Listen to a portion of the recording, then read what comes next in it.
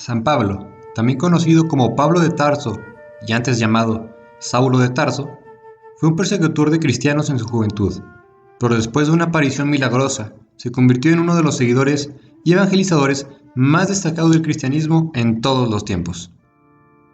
Bienvenido a Católico Digital, donde hablaremos sobre San Pablo.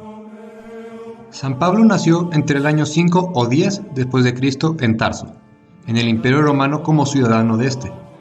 Pablo vivió en el seno de una familia acomodada de artesanos judíos helenistas, es decir, judíos no nacidos en la tierra prometida. Después de haber recibido la educación correspondiente en Tarso, fue enviado a Jerusalén para continuar sus estudios en la mejor escuela de los doctores de la ley, donde aprendió sobre teología, filosofía, política, lenguas, etc. Se cree que no debía de vivir en Jerusalén cuando Cristo fue crucificado en el año 30, pero sí cuando San Esteban fue lapidado en el año 36 aproximadamente. Dada su educación estricta en las tradiciones farisaicas, Saulo fue un persecutor de cristianos que eran considerados unos herejes del judaísmo. Fue vigilante de los asesinatos de los primeros cristianos, incluso del primer mártir del cristianismo, San Esteban. En el año 36, los sacerdotes de Israel le encomiendan la misión de ir a Damasco para perseguir a los seguidores de Cristo. Pero de camino a la ciudad, a Saulo se le apareció una gran luz que lo derrumbó del caballo donde viajaba. En esta luz estaba Jesús, que le llamaba a convertirse en apóstol suyo y a ser predicador del evangelio con los gentiles.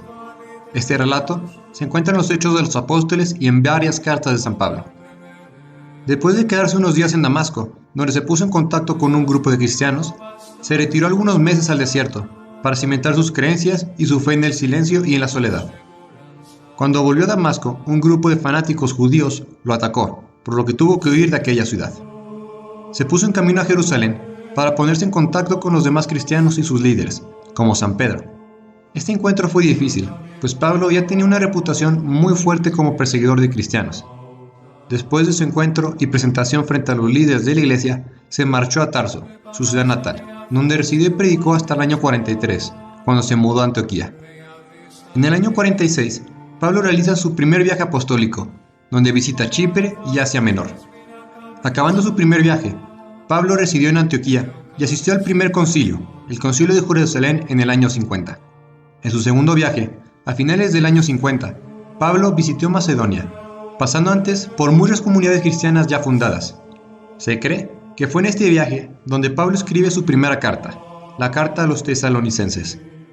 El tercer viaje, en el año 53, visitó Asia Menor y Macedonia. En su regreso a Jerusalén, acabando su tercer viaje, fue encarcelado. Pasó 2 años bajo custodia militar. Al final, se decidió embarcarlo a Roma, donde los tribunales de Nerón lo juzgarían. Su estancia en Roma duró 2 años, en los que se encontró en algún momento en prisión y otro en libertad condicionada. Al final, en el año 63, los tribunales lo ponen en libertad. Se tiene poca información de lo que pasó en sus últimos años de libertad, pero se sabe que en el año 66 es vuelto a arrestar. Vivió sus últimos meses en una prisión en Roma y en el año 67, en circunstancias bastante oscuras para la historia, fue decapitado con la espada. San Pablo es santo patrono de la ciudad de Roma, del país de Grecia, de la isla de Malta, de los teólogos, de la prensa católica, entre otros atributos. Y San Pablo tiene 4 fechas en las que es celebrado. La primera, su martirio, celebrado junto con San Pedro el 29 de junio. La segunda, su conversión el 25 de enero. La tercera, el naufragio en Malta el 10 de febrero. Y por último, la dedicación de la Basílica de San Pablo Extramuros en Roma el 18 de noviembre.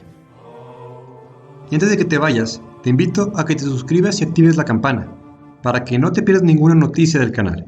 Si te gustó el video, no olvides darle like. Y recuerda que tenemos mucho más contenido que te puede gustar.